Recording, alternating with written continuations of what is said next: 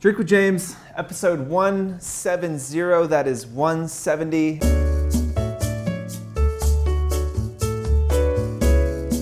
I just assume you guys, obviously you know me, but as I make the logical transition just to being like a late night host, I feel like I need to introduce myself at the beginning of every episode as if I'm bringing in so many new viewers every time that I have to be like, I'm James Nord. But in reality, it's mostly like my mom and like 200 other people that are my diehards, and I love you guys. Thank you. But how do we feel about the eventual transition just into having a late show? I, funny enough, pitched this to MTV like a year and a half ago. I was like, I should do a show once a week on MTV, just like on their digital thing. I don't even know, is MTV even on cable anymore? I have no idea.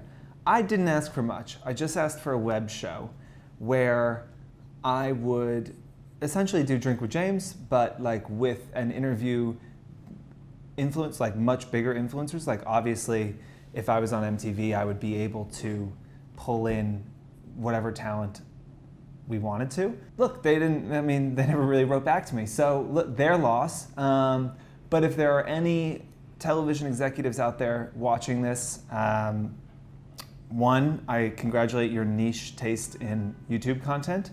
Two, drop me a line if you want me to do a late night kind of variety show around influencers. I got the hair for it. I could get a little bit of plastic surgery and have the face for it. I am ready to go. Just give me a call.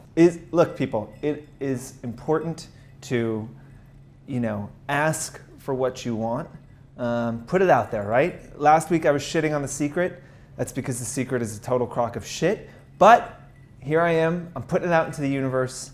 Give me a late night show. I am ready to be famous. It has been 35 years, which I feel like is long enough to wait.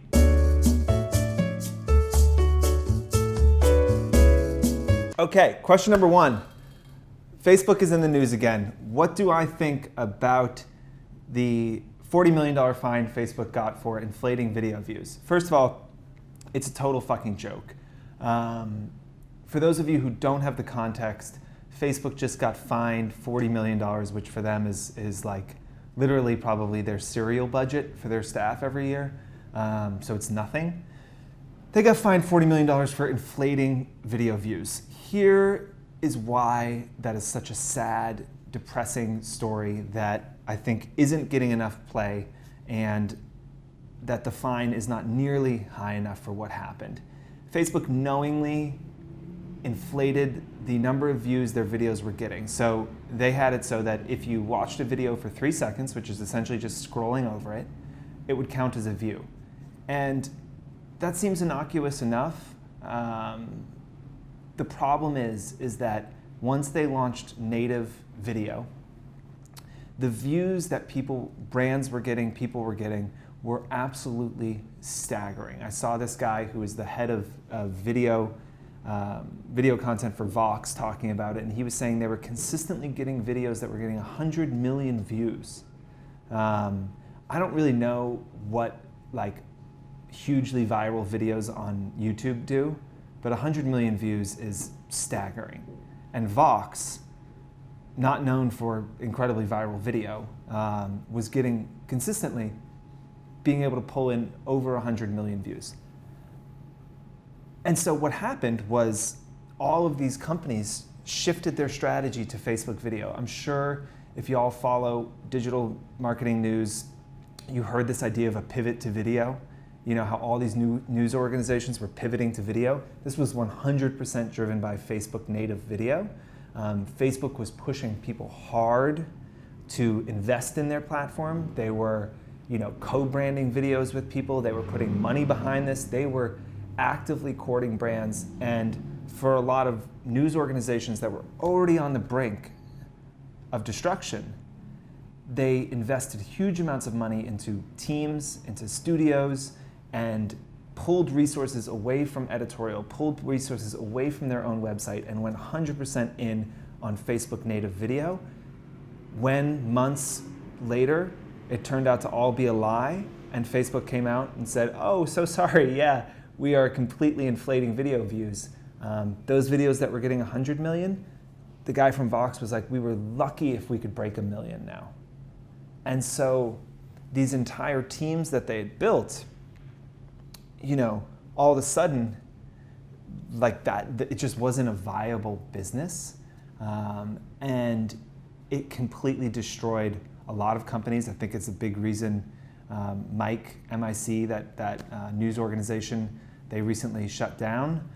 A lot of companies have, gone out of business, declared bankruptcy, or had huge layoffs. And a big part of that story is the failed pivot to video. And a big part of the story of why people pivoted to video was because the numbers that were coming out of Facebook were so unbelievable that it felt like the silver bullet that was going to save them. And so they put all their eggs in that basket just to have it fucking destroyed.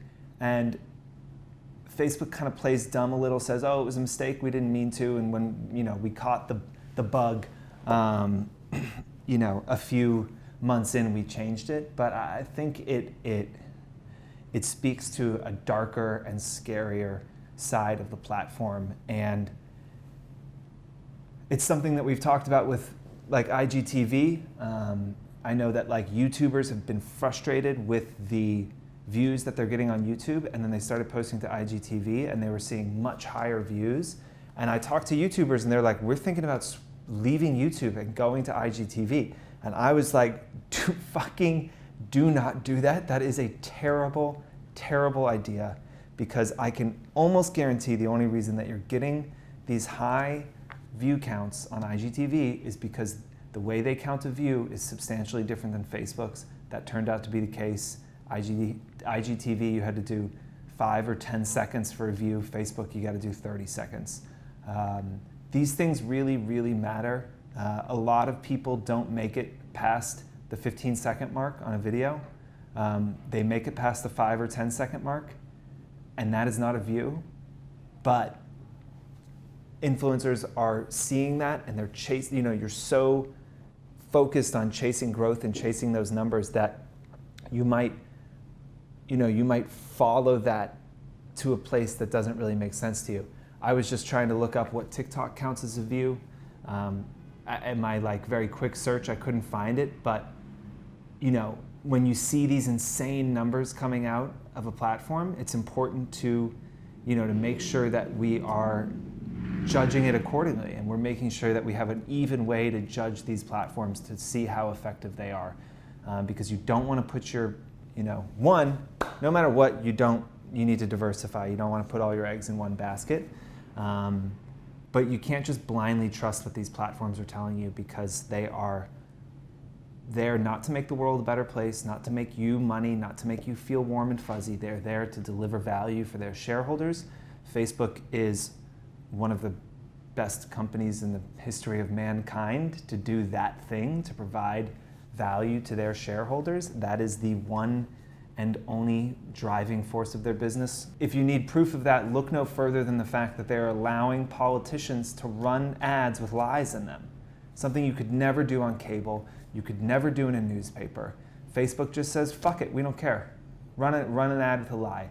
I have yet to see a reasonable, cohesive, coherent reason why they do that, other than it's too hard to fact check this stuff, so fuck it. And we make a lot more money if we let the lies through. I think it is a huge problem. I think that Facebook has changed my life and many other people's. Essentially my whole business is based on it. But I sometimes worry about its impact on democracy, and y'all are not only complicit but big drivers in this space. And I think that something we've been talking about over the last few weeks is just what is your responsibility? What is your responsibility to kind of understand the impact that we're having on the world, and to potentially change our behavior to change that impact in some way.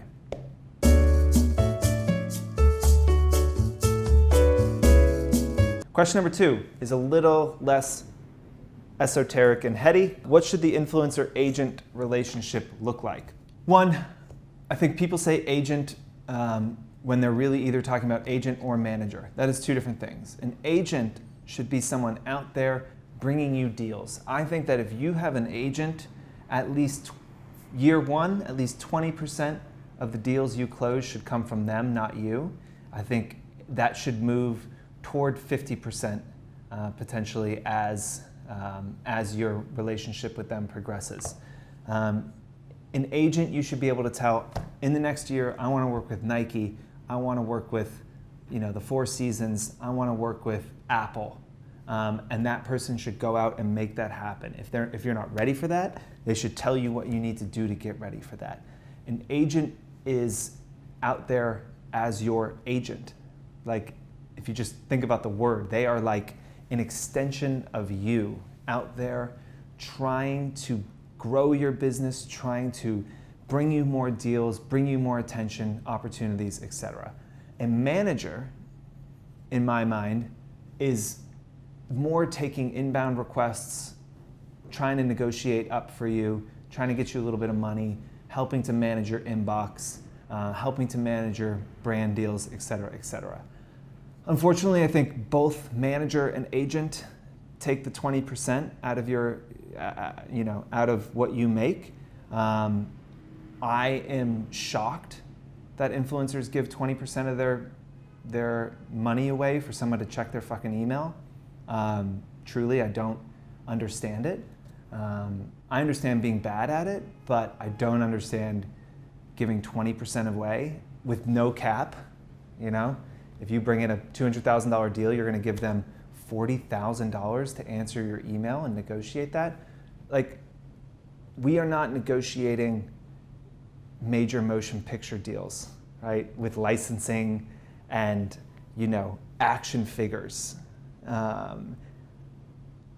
These things they can be complex, but for most people, especially if you're under 1 million followers, they are not that complex. And I think that a lot of influencers are flushing a lot of money down the toilet because they don't want to answer their email and they feel icky negotiating. Now, an agent can be incredibly helpful when they're good. Something that I think is really important, whether it is an agent or a manager, that person works for you, not the other way around, and you need to train them how to operate inside of your universe, right? You should have standards for how do you answer an email, how quickly do you answer an email, what tone do you use, how do you turn people down, how do you relay bad news? How do you relay good news? What does your reporting look like? How do they speak about you? Do they bring you deals before they answer? Or do you want them to negotiate before they bring you, try and get the negotiation to a point of a number before they bring you the deal? These are all important things that should come not from your agent, but from you. You are giving your money away for them to work for you. You are their boss. I think that if I had an agent here, I'm happy to have this conversation in future episodes. They would say it's more of a partnership. I think that's kind of bullshit. I do think it is a partnership, but at the end of the day, as the influencer, you are the talent. And if they are making over 50%, if over 50% of the money is coming from you, from inbound brand deals, they work for you. And they need to operate in the way that you find effective, and you need to make sure they're not out there giving you a bad name. I've said this before, I will say it until I'm blue in the face. There are influencers that we love working with, that we can't work with because their agents are so incompetent. And it's a really sad thing when it happens, and I always wonder if influencers are auditing their agents, if they're looking at the emails they send, if they look at how long it takes. If your agent takes 36 hours to get back to a brand with big money that wants to pay you, I would fucking fire them instantly. I don't put up with that shit in here. If I hear of a client trying to get in touch with one of our employees, I lose my fucking mind. You can answer an email. It is your job. And influencers need to be auditing these relationships, because while there are many great agents out there, there are people like ruining their clients' reputation in the space. And I don't think enough people talk about it, and I don't think enough influencers think to check it. So get in there, like look at those emails, ask to see the chains. If you hear of anything, negative feedback about the agent, I would be like, hey, I want to look at every single email you've sent on my behalf in the last 2 months and audit that stuff. Like, I would get very, very serious about it. End of the day, what we want is this thing to be great and to be a great relationship, but it is a relationship. You have to train your employees. And again, while this isn't a traditional employer-employee relationship, you need to train them. How do you want them to sign off on the email? Is it cheers? Is it regards? Regards and cheers, or regards and XO, are two very different vibes. And I think as an influencer, you need to be setting those standards. The short answer to the question of what should an influencer-agent relationship look like, it should look how you want it to look. You are paying them. And again, it's different than a traditional model to agent relationship where people come to the agency and then the agency says, this is who I have, and then they book the model. In that relationship, the agency has more power than the talent, but people, if they're coming to you, you have the power and you should set the standards.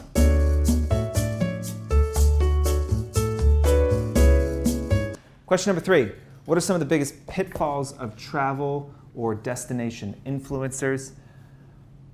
Look, we'll keep this one pretty short. The great thing about travel is everyone loves it. Everyone loves to look at places they haven't been that they want to go. Everyone wants to think about getting away. It's really inspirational. It's entertaining. It's fun to look at. It gets great engagement. The really difficult part is there's no money in it. That might change, but you have to understand the way that hotels and airlines operate. First of all, airlines make no money, essentially. The margins, to say that an airline's margins are razor thin is probably an understatement. I heard a fact once, a couple years ago, said that most airlines make 8 cents per ticket. That's what they make. Flying your ass from New York to San Francisco, they make 8 cents on that flight. And then you ask, oh my gosh, why don't I have better food? Or why are they treating me like cattle? The price of an airline ticket is so low. It's truly shocking that you can fly across the country for $300. They are, again, essentially making no money on that.